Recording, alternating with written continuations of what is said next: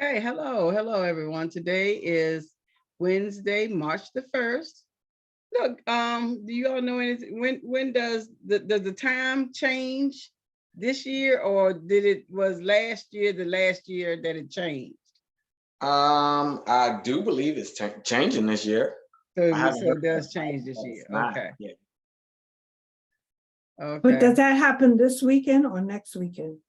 If it changes, Yeah. I know the first day of spring is what, the 21st? The something 20th, like that. 21st? Yeah, Right. something Oh, like that. I thought it was earlier. And it's either the first or second Sunday in March, I thought. That's what I thought. Well, that would be fine. Whenever it happens is good. I'm ready for it, you know. So I need more daylight in my life. Yes, yes. No, I don't. It just Huh? means that you're going to lose an hour of sleep because you got to get up an hour earlier. That's all it means. We gain. Who got to get up an hour earlier? We gain an hour. Because we gain an hour. We gain an hour at night. I never knew how that worked. I'm being so glad when it's over that we right. don't do that anymore, for whatever reason, Really? that whether the farmers or bill collectors or however they wanted to, do some finances, whatever that is. I'm glad I'm glad that it's over. But anyway, let's go ahead and get ready for today. And today is, we're still working in A Course in Miracles. We're in chapter 2, the separation and the atonement. And we are now on a new segment, new section, and that is cause and effect. Yeah, I need to, I'm ready for this one. I'm ready for cause and effect. And that is section 7. But anyway, let's just begin in prayer. Would anyone like to begin in prayer? Okay, I will. Thanks. I'm kind of getting myself together still. Okay. Let's just breathe deeply and breathe in a sense of joy. Just allow joy to fill your heart from the inside out and see every aspect of your being to be filled with joy. With this joy, we know that we are united with the source of all joy. And as our own individualized joy shines brightly and reflecting the colors of that are in our world, our individual world, we just know that we are just like a prism in the sunshine, affecting all aspects of all humans, all plants, all animals, all living things here. We all reflect that joy. And as we settle on down for today to understand and to look at and to investigate and to evaluate and maybe even to reminisce on some things that has to do with cause and effect, let us be able to see that seed of joy, plant a seed of joy from the cause into the effect, as we bring this wonderful life that we are choosing to create, the things that we learn, the things that that replenish us. We are bringing these things back into this manifest world. And with that, we have so much gratitude. We're just grateful to be joyous.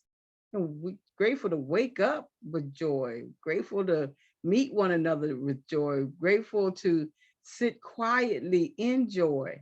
We have so much to be grateful for, so much gratitude to be released into our own being, to be released into our community and our atmosphere, to be released into our nation and allow that joy to be released fully into this world. And with that, we say, and so it is. And so it is. Okay. So Harriet, would you like to go ahead and read paragraph 1? Yes, I will.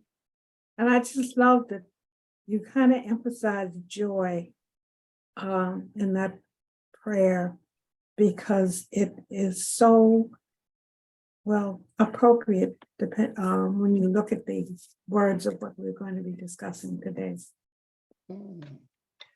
You may still complain about fear, but you nevertheless persist in making yourself fearful.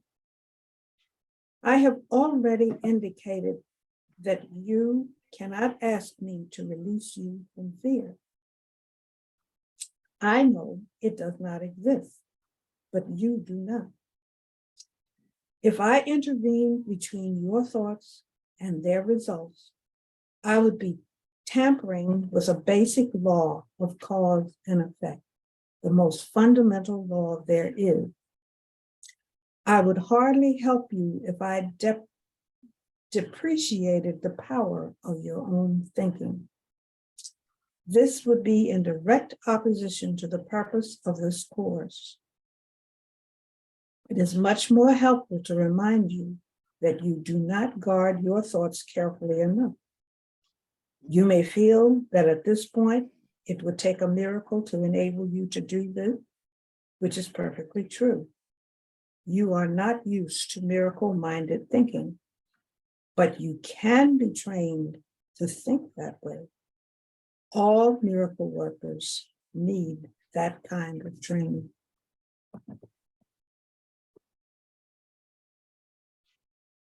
Well, oh, go ahead. Go ahead. No, go ahead. Well, I was just gonna say, that's what to train your mind. This is what we're supposed to be doing. And I don't know a philosophy that doesn't teach you that. To train your mind to put your body into subject to the mind. And what's that? Romans 12:1. Don't be conformed to this world. I'm not sure.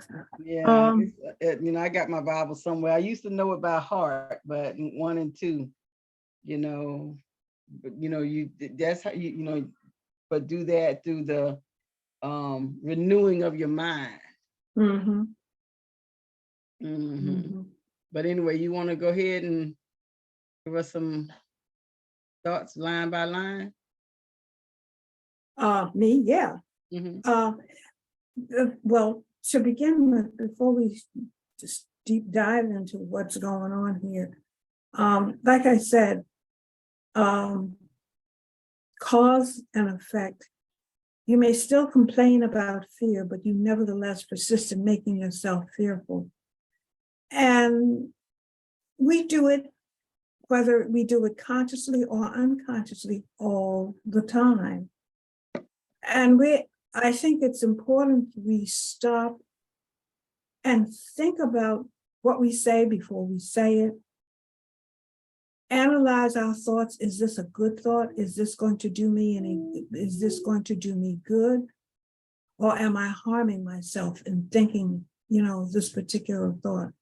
And one of the things that I learned years ago when I first began this journey of on a spiritual search, one of the things that I learned was that when you do have those negative or fearful thoughts, just, believe that they can be canceled, say cancel, and just believe that fearful thought or that evil thought or whatever kind of thought it is, that a negative kind of thought that it is, that will help to alleviate, that will help to cancel it and erase whatever that thought was perpetrating, I guess is the best word to say it.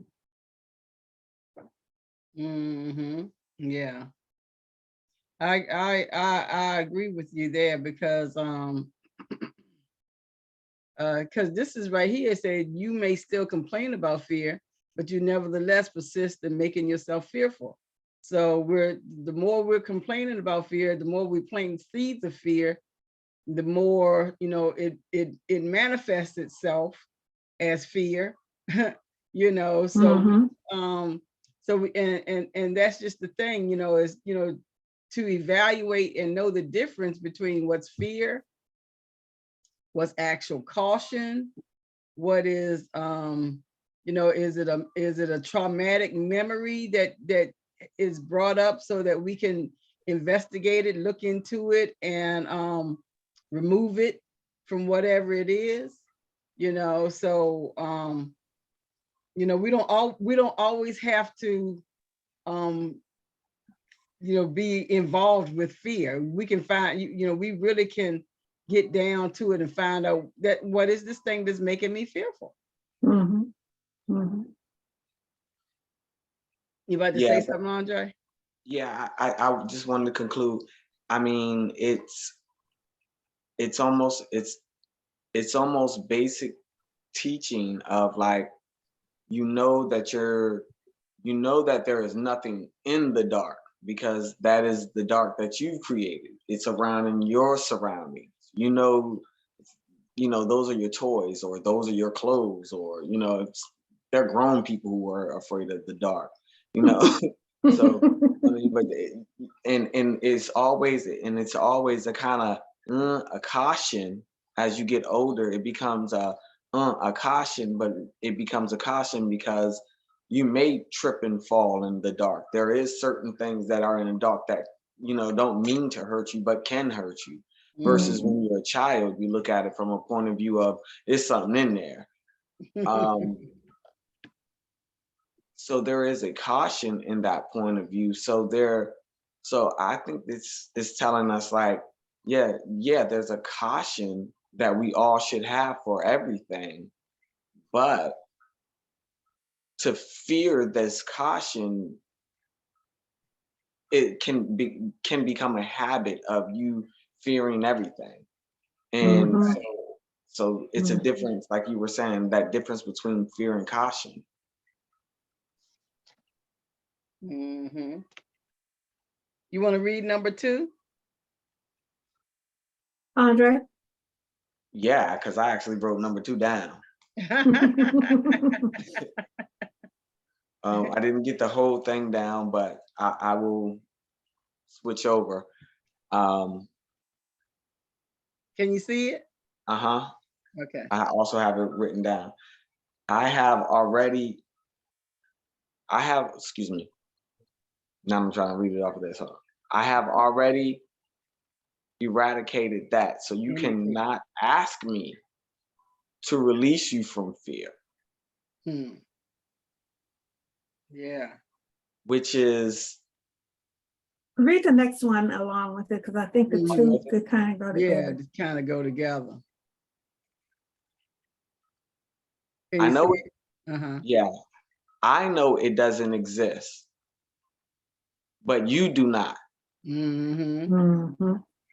If I intervene between your thoughts and their results, I would be tampering with a basic law of cause and effect, the most fundamental laws there is. Wow. Which means that even there's a level that spiritual beings cannot even go to say, I want to change this for you as much as I love you. That's what I'm taking from it. You have to go through this. I feel your pain. I understand. It's very disciplined on, like, a nurturing point of view. Right. Shooting out my neighborhood. Hold on. And I think that that's one of the reasons that we have been told that creation is our father.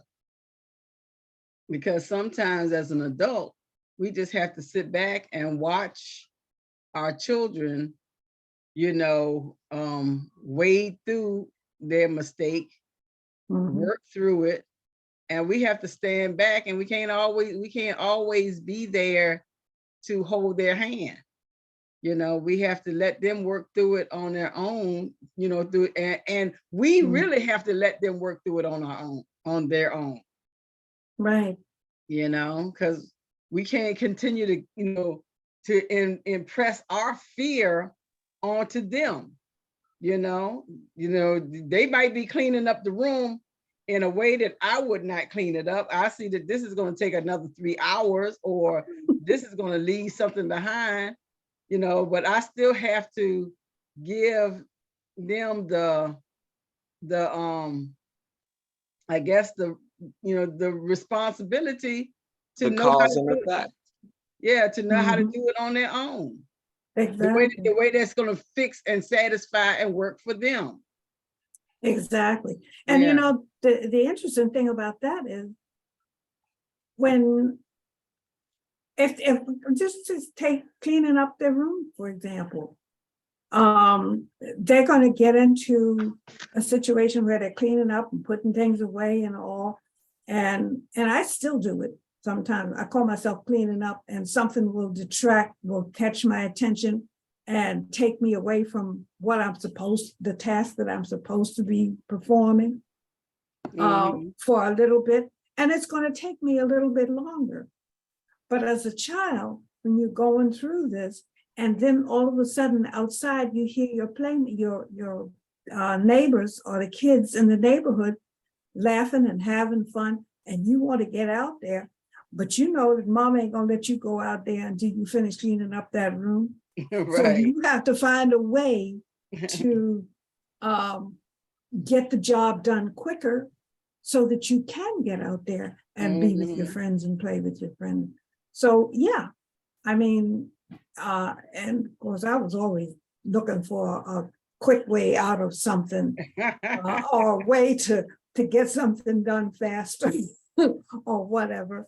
I mean, the thoughts that used to go through my mind, I mean, I can't even begin to Yeah, I can imagine, because same thing, and using that same example, you know, you do hear your friends outside playing, you do hear those things. But it can become a habit, which we all fall into.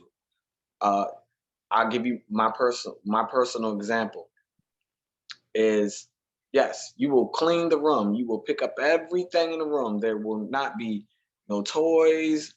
The games will be where they're supposed to be. Everything is where they're supposed to be. And I can go one place and one place only, because I know that you stash things there, because I stash things there. And what do I find under there? I find the same thing that I used to stash under there. A bowl of cereal that's been there that's just talking like, help me. I'm in a bowl of cereal. I've been here for 3 weeks. Under the bed. Yeah, you've been wondering, where are all the spoons and Where bowls? all the spoons are. You know, so I can understand, but there goes the fear of, if I bring all these spoons downstairs, I'm gonna get somebody gonna have something to say. Well, of course somebody has to have something to say. So you take them down one at a time. Because, you know, I mean, at least take them down one at a time. You know, and I look at that as kind of a payback when it comes to me and my children. You know, I'm like, y'all, we ain't gonna start this, man. You know, we're not even gonna do this. You know, I'm not yelling, I'm not screaming. If you ate cereal in your room, bring the bowl downstairs. You know, I'm not yelling, I'm not screaming.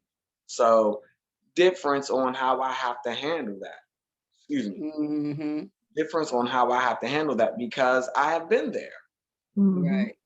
So that's why I'm kind of looking at this passage in that way. It's like, I've already been there. I've already seen the fear and everything that you feel that you're going through, but I've already eradicated that. All I need you to do is what?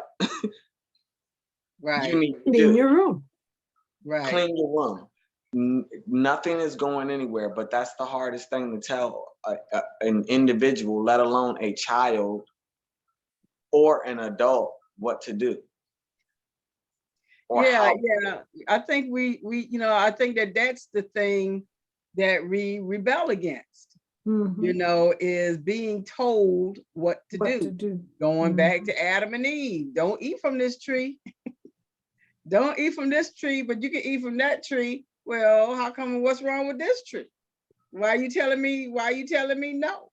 Don't tell me no. Don't tell me no. because that's more tempting. How you Don't gonna tell tell me me no, I no? can't do it. The party at that tree, everybody over at that tree except us. And that's why this is saying here, I have already indicated that you cannot ask me to release you from fear. I know it does not exist, but you do not, because I'm so busy focusing on what I think it's supposed to be. I think that it's supposed to be this way, and instead of me, actually making it that way, I prefer the illusion, because sometimes the illusion is quicker. The illusion is I guess it projects more, and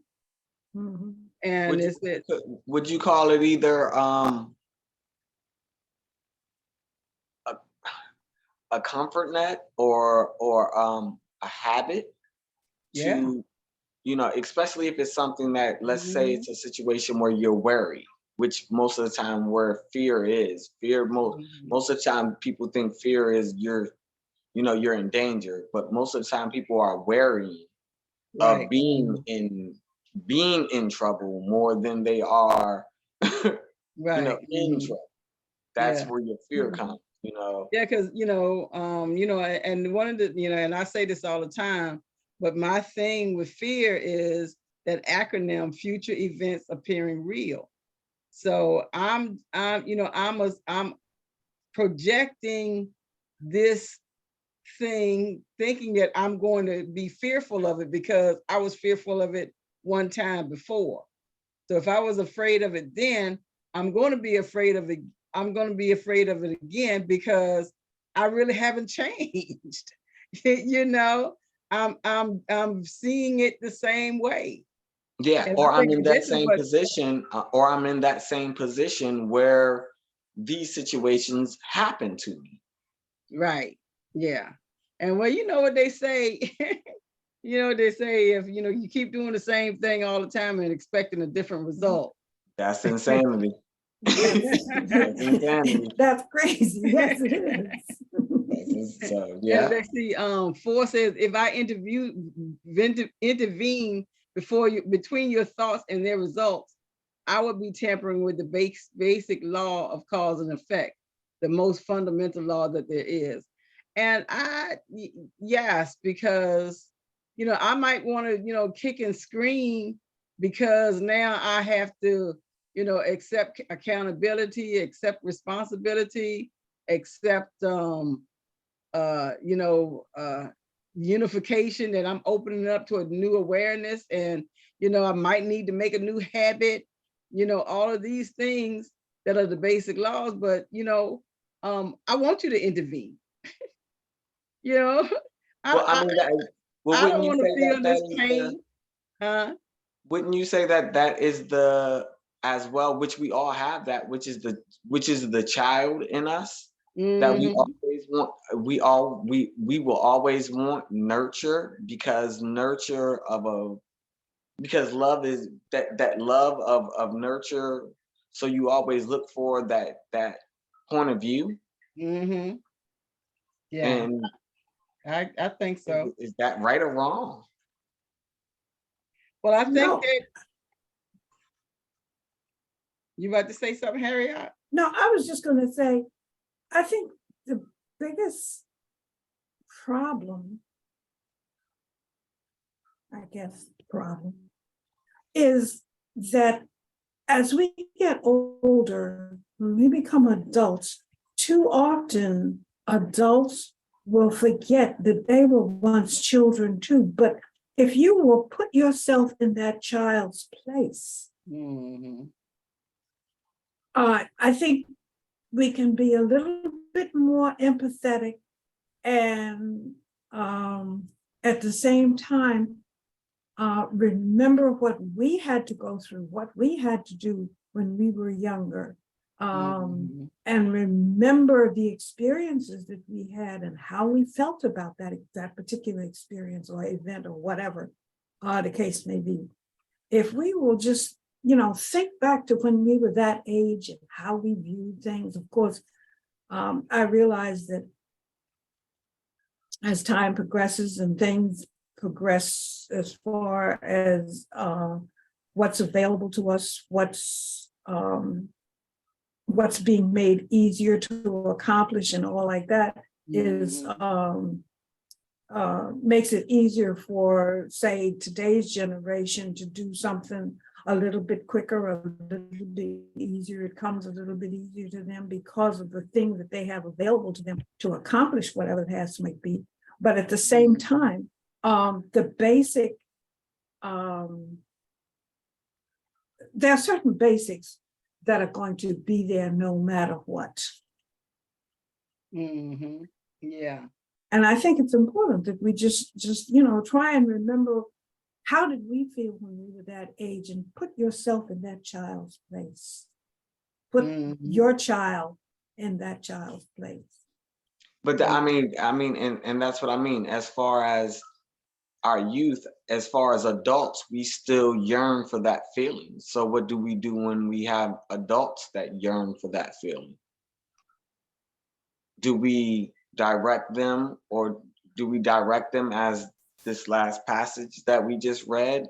Or do we nurture them the way that they want to be nurtured? That's a hard one to answer, because I'm thinking, yeah, okay, nurture them. But at the same time, realizing that they are adults and they have a better understanding of things that as an adult than they would have as a child. I think it has to be a combination of the child and the adult that will, make it better. Mhm, mhm, mhm. I get you. I get Oh, and I was gonna say, yeah, I think that that's kind of that's what we I think are meant to do. I think we are meant to, give an adult the thing that they need too, Mm-hmm, you know. mm-hmm. And sometimes they need help, sometimes they need somebody that help them feel balanced. And I Mm-hmm. think I think that that's what we're doing now. We're helping one another see a different perspective, and how to stay solid, Mm-hmm. in that. Let's see, Mm-hmm. I'll read number 5 if y'all are ready to move on. Mhm. Okay. I would hardly help you if I depreciated the power of your own thinking. I'm gonna read 6 to this also. This would be in direct opposition to the purpose of this course. Yeah, because I could hardly help you if I depreciated the power of your own thinking. Can you look up depreciated for me? Depreciated. Yeah. Mm. I mean, Because investing in I value. Go ahead. depreciate, before I look it up, I'm It's thinking investing in go ahead. to lower in value. Value. Um, Yeah, but let's see what depreciate it. it. Yeah. Oh, come on, thing. Okay, here we go.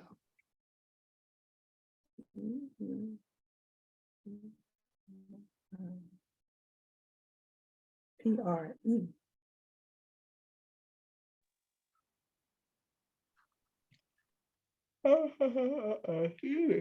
Diminishing value over a period of time. Oh, Hmm.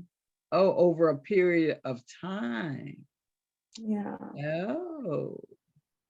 So I think my take on that is, if depreciated the power of your own thinking. Mhm. In other words, belittling what you think instead of valuing it and trying to help you work it through, whatever it is you're thinking. Mhm. That's my take on it. Instead of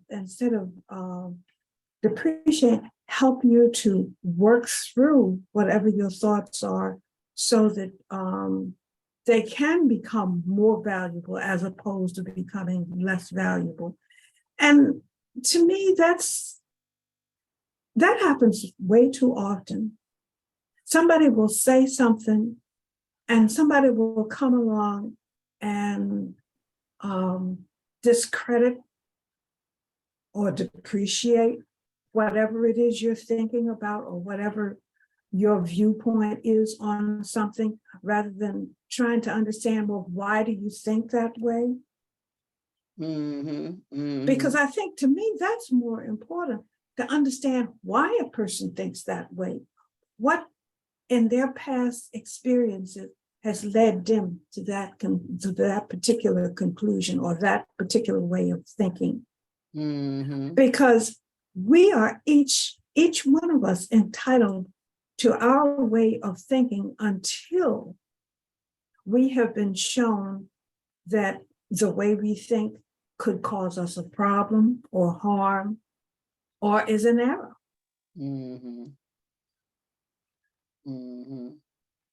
Well, this is one of the things that, the course wants us to wake up to, is that, the higher consciousness that is us, that higher consciousness, it has to allow us to learn enough to have that free will, to really make a choice that is leading toward our growth. And like you said, doing that without fear, and learning how to, because, when you think about it, success feels good. Yeah, it does. When you've done something good and you've done it right, and it really went the way that you saw it in your head, that feels really, really good. And this is what the Christ is saying here, is that,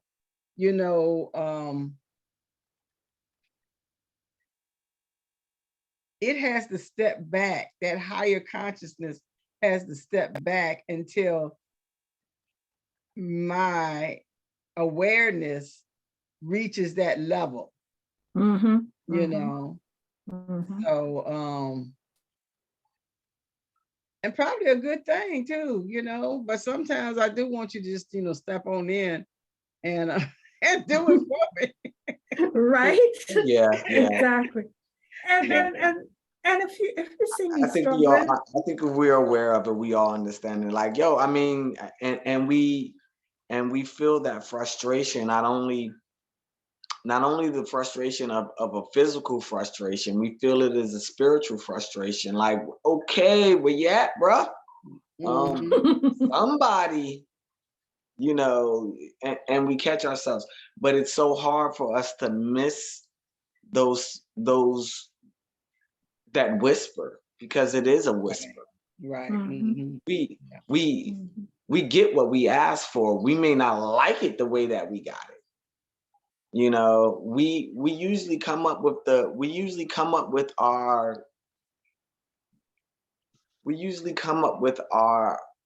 answer to our question, whether it be a spiritual question or a physical question. That's why we ask a question, just to confirm it. So if you ask a question and you say, man, I'm going through it like this, man, what is it that I need to do? You know what I need to do? I need to go ahead and get on the internet and look for a job. Or go on, or you know what, go ahead and finish these classes that I gotta finish, or get my license, or you know, we come up with that thought, but we talk ourselves out of that thought in the same breath. It's called procrastination. So it's us, yeah. So it's us that has to cut on to that. Okay, you asked for it, stick to it. Right. It's us that has to stick to it. And because the connection has already been made, you ask for it, it's coming. It'll come when it'll come in the mail. Yeah. It's gonna happen as soon as we allow it to happen to us, because not before we're ready.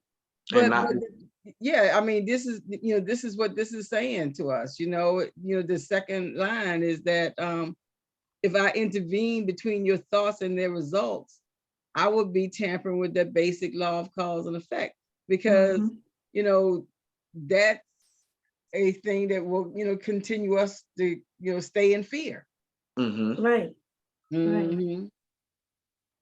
Yeah. Wow.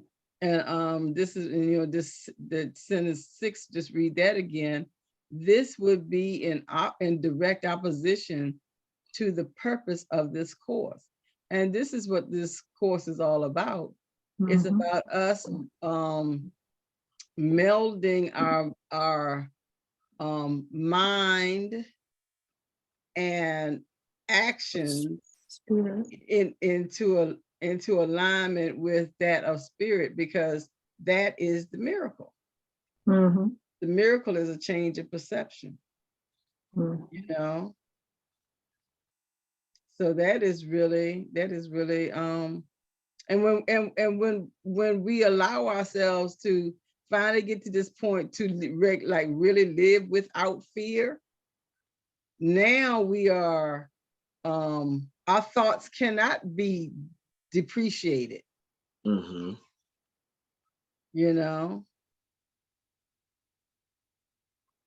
because and as well, we have to go through just means to slow down. Yeah, and that's what I was gonna say as well. Like in those thoughts, I mean, when we think of something, imagine when we create an idea, how many thoughts go through your head for that idea. You can see that idea come to fruition. You can see the ups and the downs, the lefts and the rights of those thoughts. You plan those thoughts in your head before you even put a pen and pad to it, before you even tell someone your idea. It's kind of planned out in your head. Does it always work out the way that you want it to? No, but that's usually because there are steps that are skipped, or the passion runs out, or it becomes heavier than the idea becomes heavier than what you are able to handle at that point in time. Right. But it doesn't take anything away, and that's just the thing, is that we can always come back. We can put it down for a minute, because everything flows together eventually. You want to read number 7? Harriet, you want to read number 7? Okay. Yeah, you can. It is much more helpful to remind you that you do not guard your thoughts carefully enough. Yeah. It is much more helpful to remind you that you do not guard your thoughts carefully enough. Wow. And I think it has to be habit. We got to get to that, you have to habitually guard your thoughts. Pay attention to what you're thinking.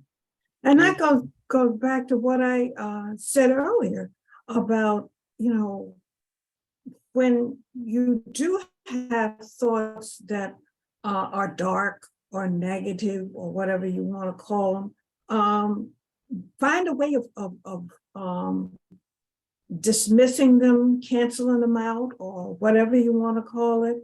But to get rid of those thoughts and be cognizant of those dark thoughts, those evil Right. thoughts, you know? And when they do cross your mind, you know, do what is necessary to get rid of them, whether it's asking for forgiveness or whatever is necessary to get rid of those evil, Right. dark thoughts. Yeah. And that's why we have to be constantly on guard as far as what thoughts cross our mind. And I think sometimes it might be good to even just ask, why did that cross my mind? Right. What You am I know? thinking? Yeah, exactly. Um, yeah, and and like I said, this right here, it is much more helpful to remind you that you do not guard your thoughts carefully enough. I mean, that's kind of why I'm in the hole that I'm in, because I haven't really been carefully, managing my thoughts. Exactly. I'm thinking this one minute, I'm thinking that another minute, Right. things are all over the place. Exactly. And I think when we do have those kind of thoughts that are disturbing, troubling, or whatever, we need to stop and analyze that thought and try and figure out a way to eliminate it permanently. Yeah. Yeah. But that's where habit comes in. That's where habit comes in. And it really helps when you understand cause and effect. Because Exactly. if I'm living in faith or love, if I'm living in love, it's going to be easier for me to be patient wherever I am. But if I'm living in fear, then I'm going to just I'm going to be wild and all over the place. Yeah. Erratic, Exactly. chaotic. I want to Exactly. do something stupid. It's something stupid that is about to happen.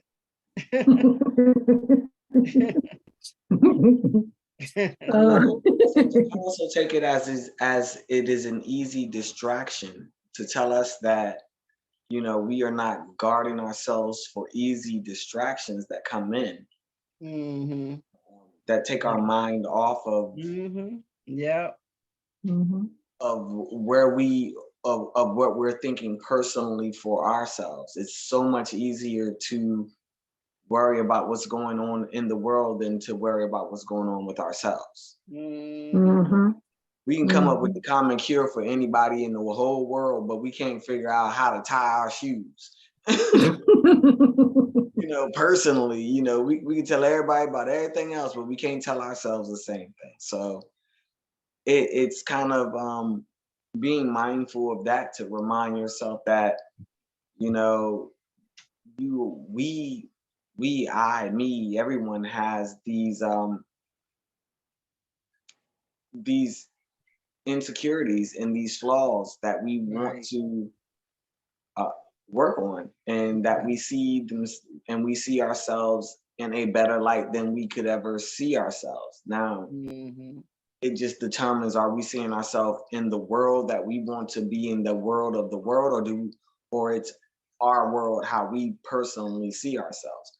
So it's kind of that balance again as well too. But which one is better for you, is to be the person that you originally are and know you want to be, instead of having to keep that armor on. I've learned that, Pen. I touched those cards today. So we'll talk about that later. But yeah, it's I believe it's something that's being said that's letting you know to remind yourself to be yourself. Right. Mhm. Yeah. Mhm. Yeah. I agree with you there. Yeah. You want to read number 8? Um, Oh, me? anybody? Oh, Um, okay. You may feel, go ahead. Did you want to do it, Andre? Go ahead.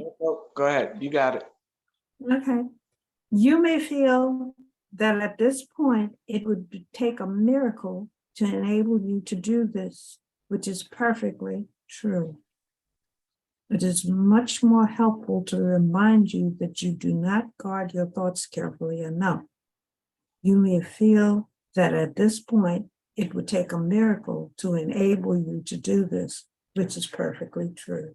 And oh, yes. Yes. Yeah. Yes. Yes. Yeah. That's all I can. Because, I mean, thoughts cross our mind. We don't necessarily invite them in. Right. They just happen into our mind. So how do we eliminate these dark thoughts? We just have to be cognizant of those thoughts when they drift in and let them float on by. You know, get on down that stream, go on down there, get away from me. Yeah, and the next sentence just goes right up, you are not used to miracle-minded thinking, but you can be trained to think that way. And that is so factual, because now that I realize that that it's going to take a miracle to do this, and the miracle is happening at this time. I leave everything open for miracle. I see everything as miracle. And if it's something that if I, now I'm beginning to learn that if I don't recognize what I'm seeing, to ask, what is this? What is this about? Help me be able to see this a little bit clearer. Because we do, that's the thing, we train our minds. We train our minds this way. So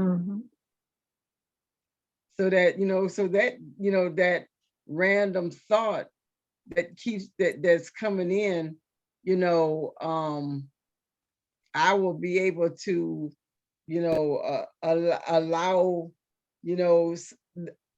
be clearer on what is actually helpful to me and what is not. But that really comes from habit.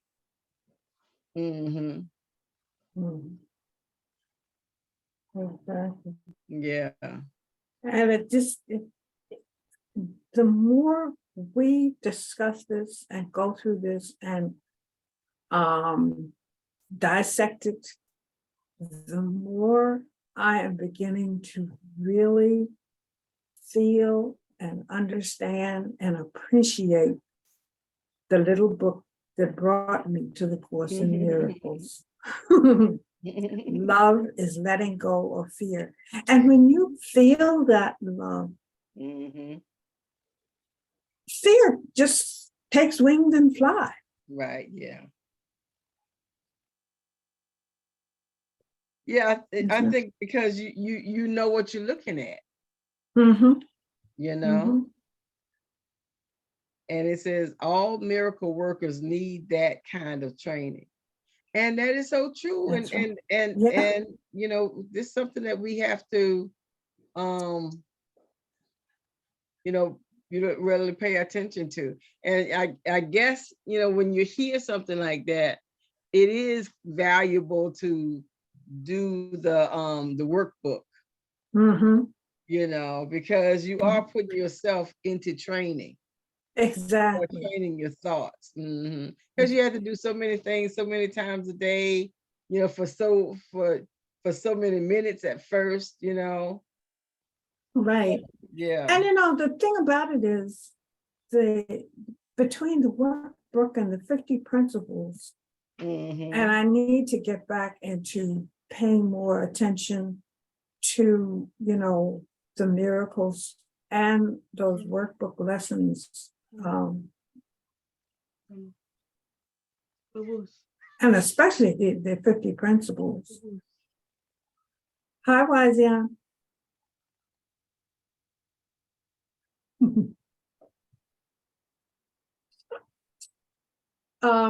It's just, you know,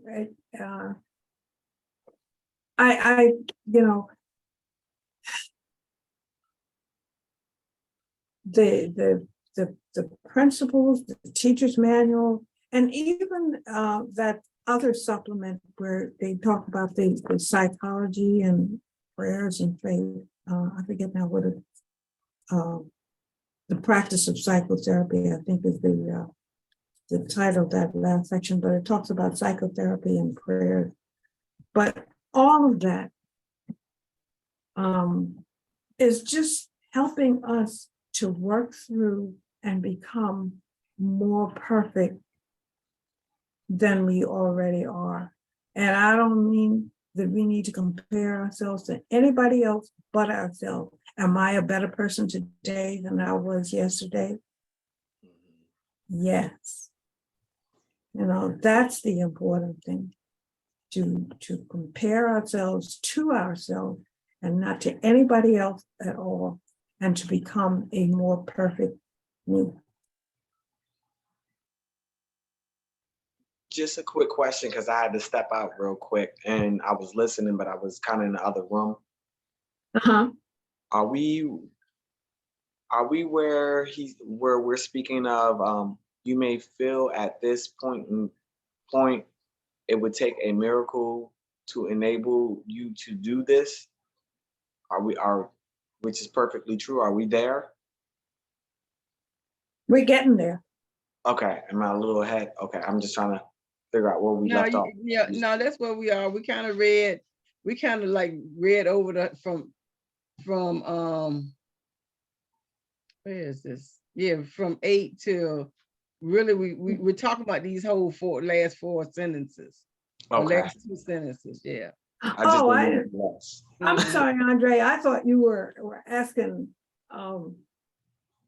another kind of question. Oh no, we're good. Yeah. I got you. Yeah, but you know, we're discussing it from there. You may feel that if you know at this point it would take a miracle to enable you to do this, which is perfectly true. We just kind of look, you know, because you know, I'm accepting everything at this moment to be a miracle. You know,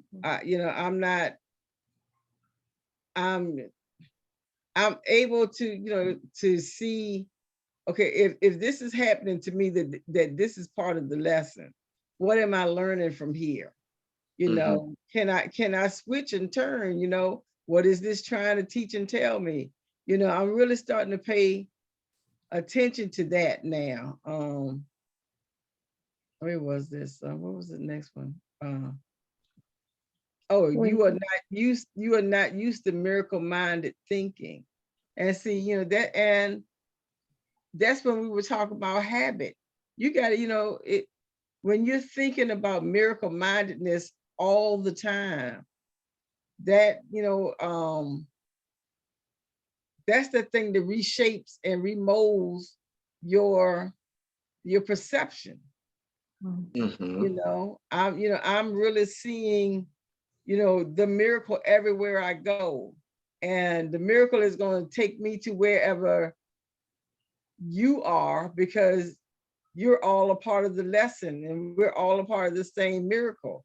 You know, we're all a part of the same energy at this time. And when and so it's train our minds to think this way, like, through habit. That's the only way that I can see it. Yeah. Yeah. That's kind of where I was looking at. That's why I was just asking, because I had to step out, like I said, real quick. But I see it from that point as well. And it's a trip, because you can see if you are paying attention to certain things, you can see that the miracles are happening. Once again, you may not understand it in that point of view of everything that you would like it to be, but it's still working. It's like growing a flower or a plant or anything. You may want red colored plants, but they may come out yellow, and you Right. have nothing to do with that. It's just the way that the sun hit them. It's just the way that they came out to be. No different from what you wanted, but just a different, color. And then they eventually will change into what you would want them to be. Right. But these things have to play. So it's like certain things have to play themselves out. And I'm guessing it's saying, you have to let miracles play themselves out, especially when we are in the mind frame that we are in or reading up. Yeah. Mm-hmm. And what you just said, Andre, talking about when you use plants as an example, you plant something and you're looking for one color. A lot of it has to do, and I'm speaking scientifically and biologically, what color of the plant has a lot to do with the kind of soil that it is grown in. Mm-hmm. Can determine, what the color of the flower is. But overall, I went back and looked at the principles, and principle number 3 and principle number 5, I think fits right in here. Number 3 says miracles occur naturally as expressions of love. The real miracle is love that inspires them. In this sense, everything that comes from love is a miracle. And number 5 says miracles are habits and should be involuntary. They should not be under conscious control. Consciously selected miracles can be misguided. Mm-hmm. For a long time, I never understood that, consciously guided. Say that, read that one again. The end They of should 5. not be under conscious. They should not be under conscious control. Consciously selected miracles can be misguided. So in other words, we just kind of should let things go with the flow. Right. That's how I'm seeing it. Yeah. What I'm thinking is, when I say go with the flow, if it feels right in your heart, if it feels right in your gut, then go with it. Mm-hmm. Yeah. And it's going, and whatever the situation is, it is it's a part of, it's a part of our desire too. So we are learning something about ourselves at whatever level that it is. And when we understand that about ourselves and accept that about ourselves, that's the thing that, where our minds are, and our thinking, and our minds are, we're really training our minds, because these bodies can do amazing things. Yes, they can. Yes, they can. All we have to do is have faith and believe. Mm-hmm. Well, that was pretty cool. Do you want to look at the other one now that's in the manual for teachers and see how they line up? Gentleness. Okay, let me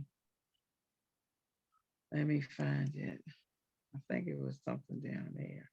It's number 4 in the section on what are characteristics of God's teachers. Mm-hmm. Okay, gentleness. Mhm. Yeah, this is exactly what we were just talking about just now. Mhm. Being gentle with ourselves, And with each other, too. in order to go with the flow, we have to release and Mhm. trust, and that in itself is gentleness. Mhm. I can read it if you like. Yeah, do I can please, read the yeah, whole thing and then we can, how long? discuss it. Oh yeah, it's not that, it's not, oh, because are we reading the whole thing? Oh yeah, Read the whole thing. And then okay. we can I'll read, discuss I'll it. read number 1. Okay. Harm is impossible for God's teachers. They can neither harm nor be harmed. Harm is the outcome of judgment. It is the dishonest act that follows a dishonest thought. It is a verdict of guilt upon a brother and therefore on oneself. It is the end of peace and the denial of learning. It demonstrates the absence of God's curriculum and its replacement by insanity. We just talked about that earlier tonight. No Mhm. teacher of God, no teacher of God, but must learn. And fairly early in his training, that harmfulness completely obliterates his functions from his awareness. It will make him confused, fearful, angry, and suspicious. It will make the Holy Spirit's lesson impossible to learn. Nor can God's teacher be heard at all, except by those who realize that harm can actually achieve nothing. No gain can come from it. And that's us, even seeing harm with ourselves. Mhm.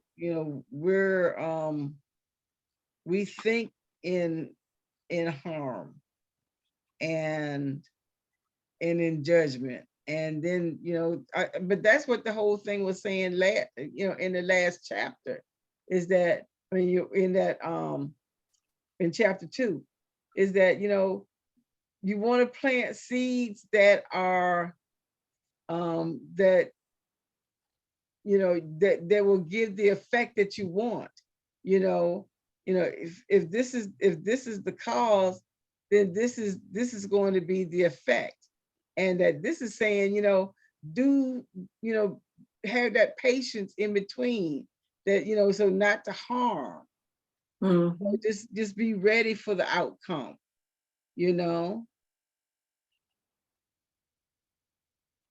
That's And what that's saying to me. and it is dishonest. It is the dishonest act that follows a dishonest thought. It is a verdict of guilt, which means that you're judging, and you Yeah. shouldn't judge. Right. Because when you're judging somebody, you're like, how do I express this? You're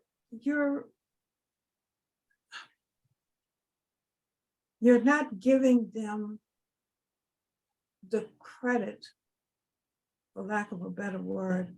You're not giving them the credit for whatever it is that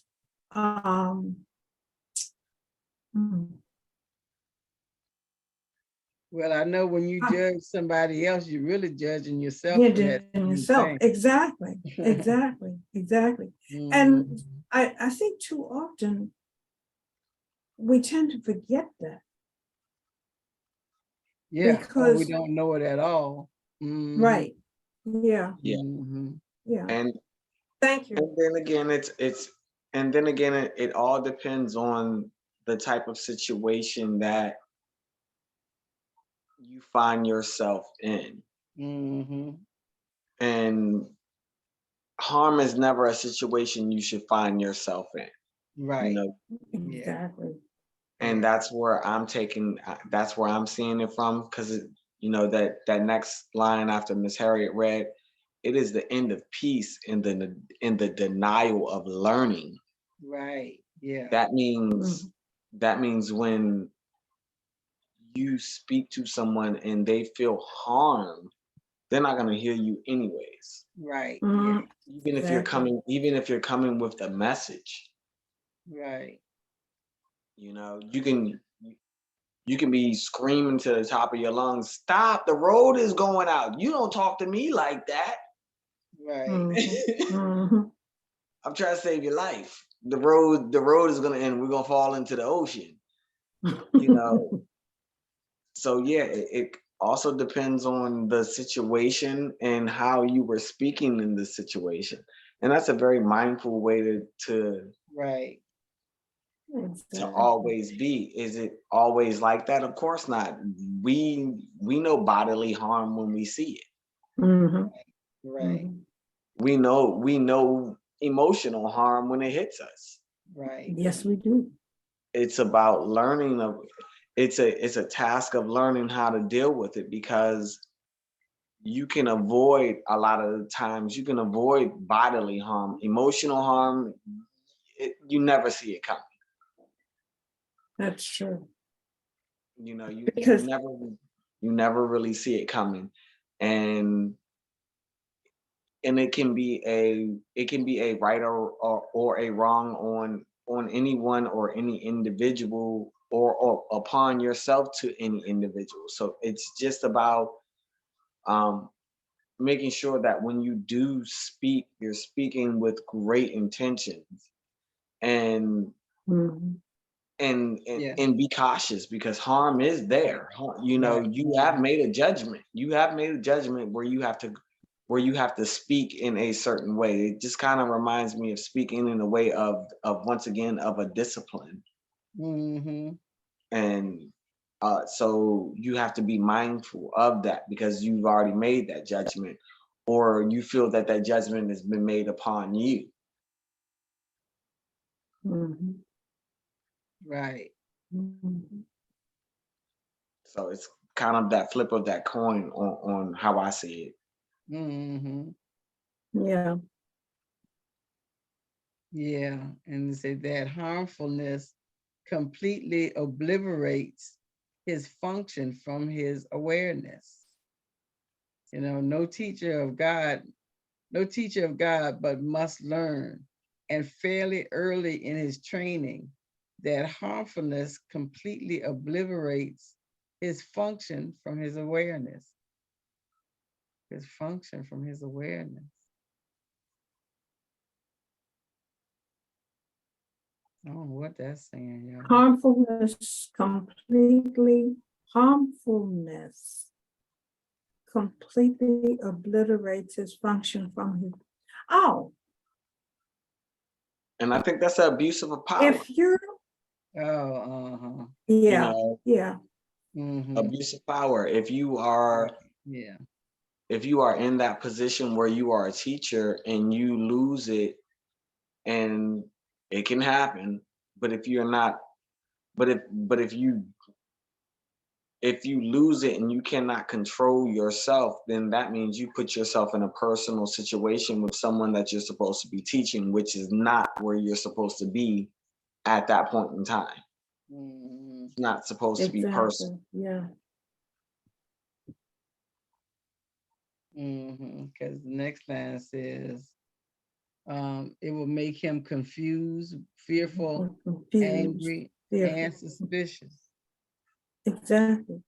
So you've lost the trust that you should have as Oh, the teacher. yeah. Yeah.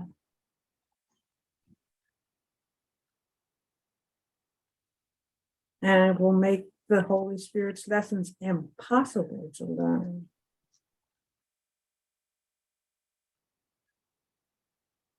Wow. Yeah. Nor can God's teacher be heard at all, except by those who realize that harm can actually achieve nothing. No gain can come of it. And right back to the beginning, harm is impossible for God's teacher. God's teacher. Mm-hmm. Yeah. So You want to go to go to the next paragraph?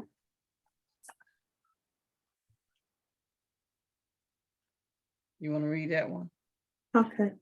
Therefore, God's teachers are wholly gentle. They need the strength of gentleness, for it is in this that the function of salvation becomes easy. To those who would do harm, it is impossible. To those to whom harm has no meaning, it is merely natural.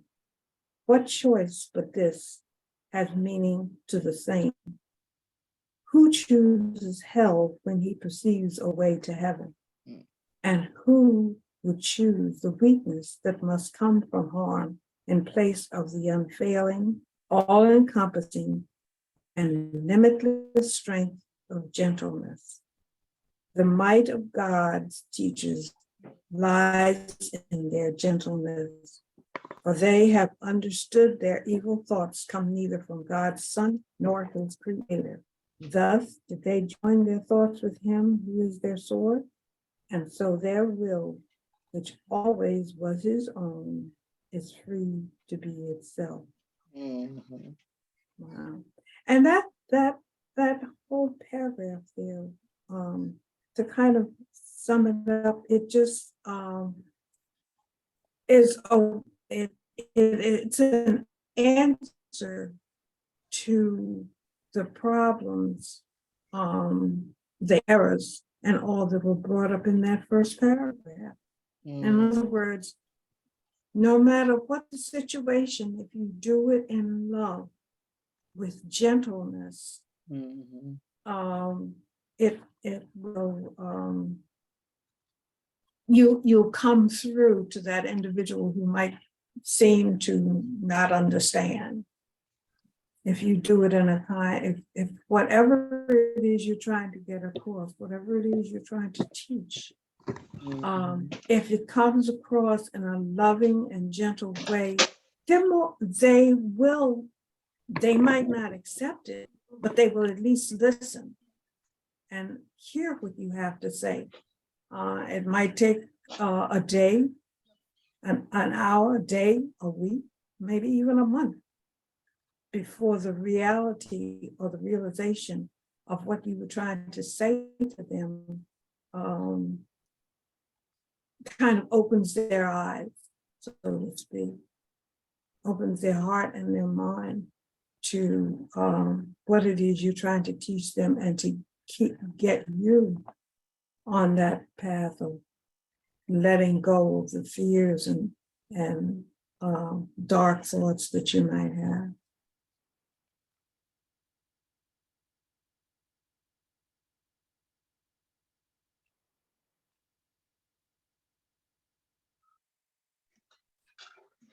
Yeah.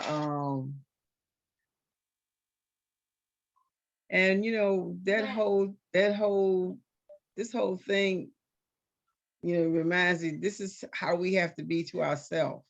Because who chooses hell when he perceives the way to heaven? Why would I, that right there is so intimate, it's so personal, because who wants it bad? Who chooses hell? Anybody in their right mind would not. I mean, if you you're might have to go through hell for a second, but you don't want to, that's not a thing that you choose, and especially like it says, when he perceives the way to heaven, if you know your way to heaven, you do know how to avoid hell. You do know how to avoid hell. Exactly.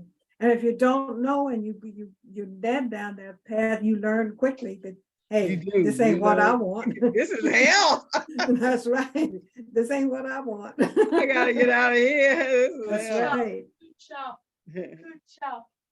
And yeah, so this is and that's the thing that it really teaches you to. Good job.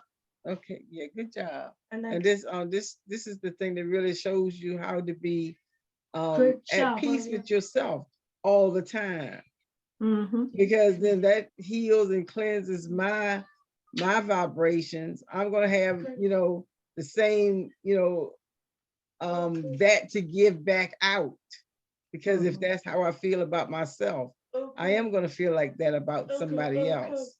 Okay. Exactly. And when you love yourself, you can't help but love everybody around you. Yeah. You know? Okay. Okay.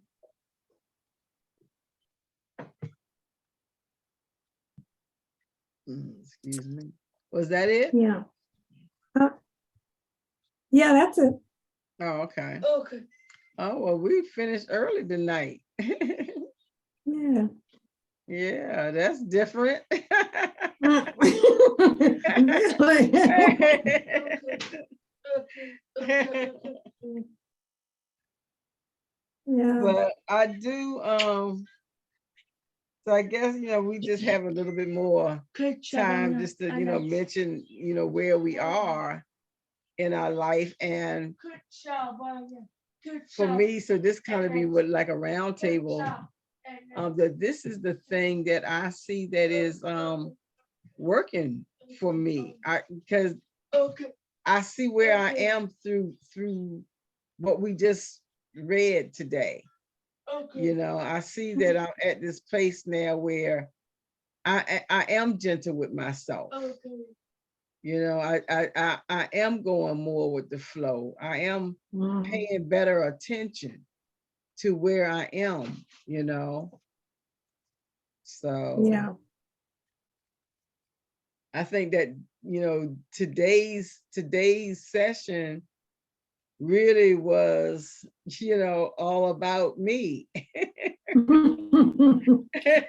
And that's a All good in your thing. business this weekend. We all in your business.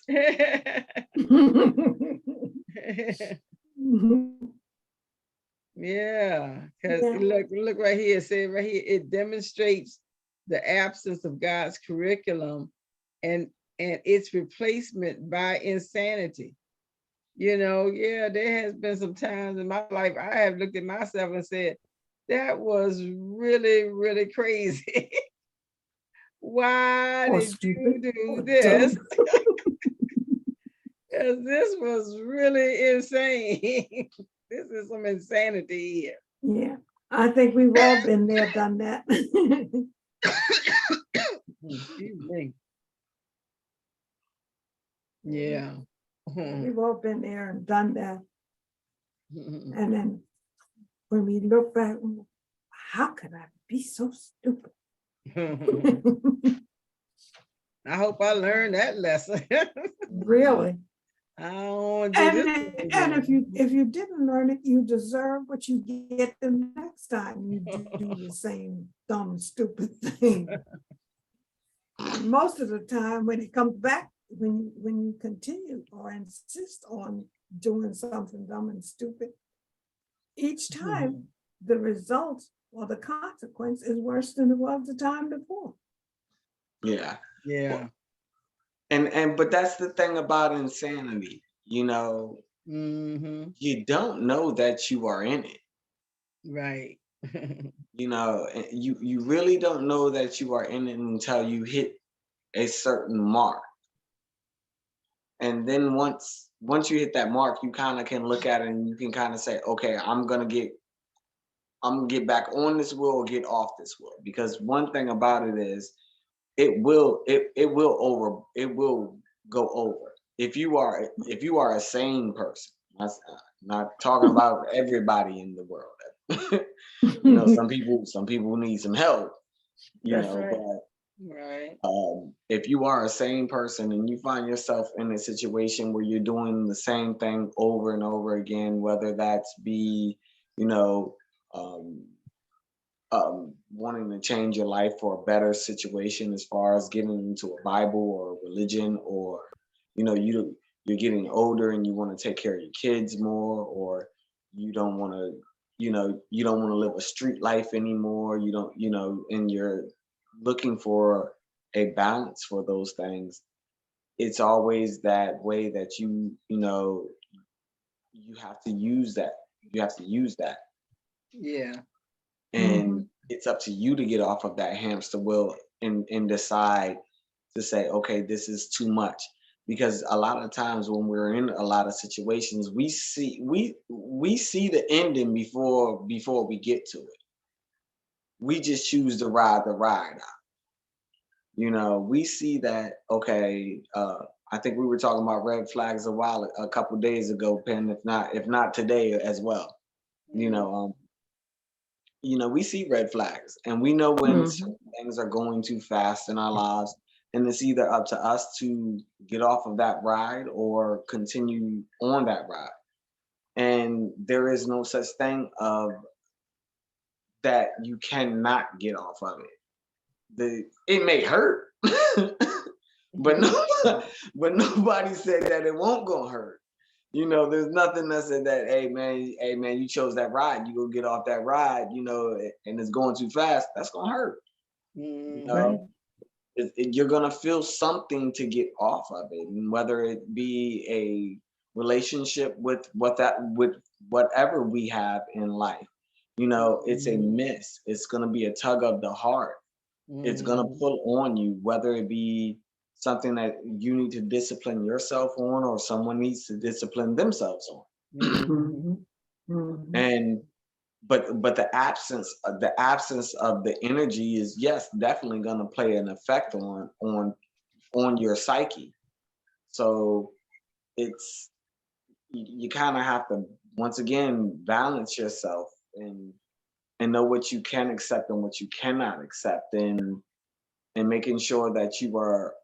I think this was a very personal point of view, uh, versus giving this knowledge to the masses. Not saying that it's not supposed to be given, but I think it was from listening to it. It was very a personal point of view of us understanding it from our point of view versus trying to understand how we see people react when we do this. I think this was a internal lesson.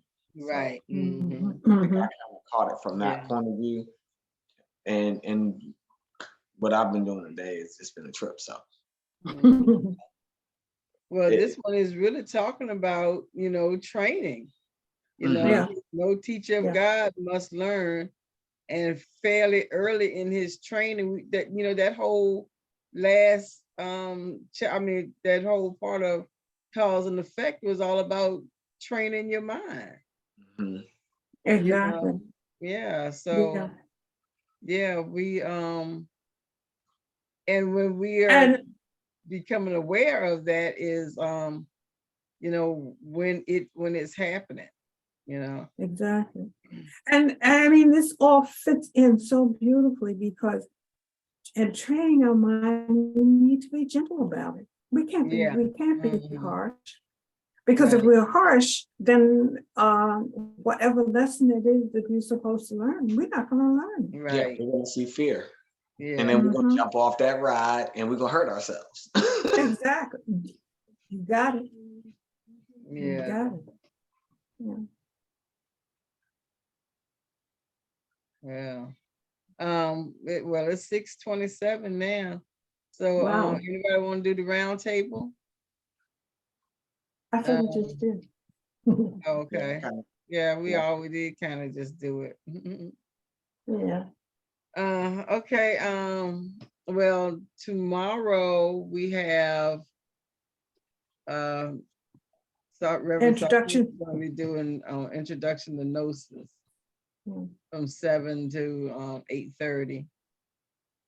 Then on Saturday, what's happening on Saturday? Oh, Saturday is me with the angels. Oh, Yeah. yeah, that's what I got. Sunday, we're gonna have journal group. Journal. Mhm. Yeah, so that's from both of those are from 2 to 4. Each of those. say 2 Excuse to- me. Yeah. And that's pretty much it, unless somebody else can think of something. Well, just don't forget to subscribe, like, and comment on our YouTube channel. Because all these sessions, except for the journal group, are being posted on the YouTube. The journaling being a little bit more personal as opposed to something that we can learn from. So, Yeah. and of course, to find us on YouTube, go to Inner Haven and look for the green circle with the white eye on it, and that's us. Thank you. Thank you. Well, that's it for today. This was really a power punched session. Yes, it was. Yeah, yeah. And it makes me know that, I'm in the right place. I'm in the right place at the right time. Exactly. Yeah. And we're all on the right path. And we're all on the right path. Exactly. Yeah. Exactly. Yeah. Well, anybody want to close us out in prayer? Okay, I will. Okay. Let, Ooh. let us take in a full, deep, cleansing breath.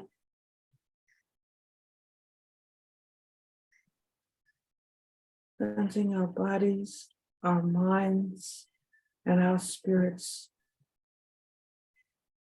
of all negativity as we let go of that breath. Nourishing the plants that is giving us the oxygen, the pure oxygen that cleanses us.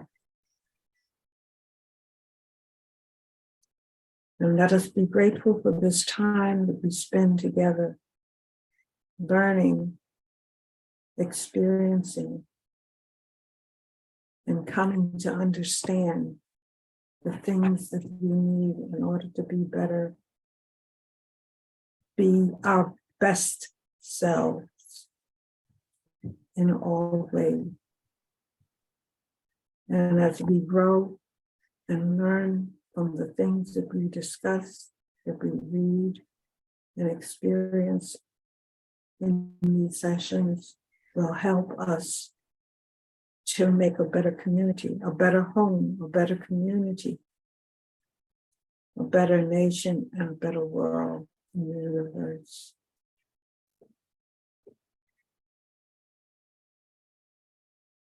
And as we think on these things, we believe that we can and we will make a better world. And so it is. And so it is. That was beautiful. That was really beautiful. Thank you. You're welcome. All righty, everybody. I will see you Bye. tomorrow. All right, Yes. bye. Bye. Oh, my goodness. Peace and blessings.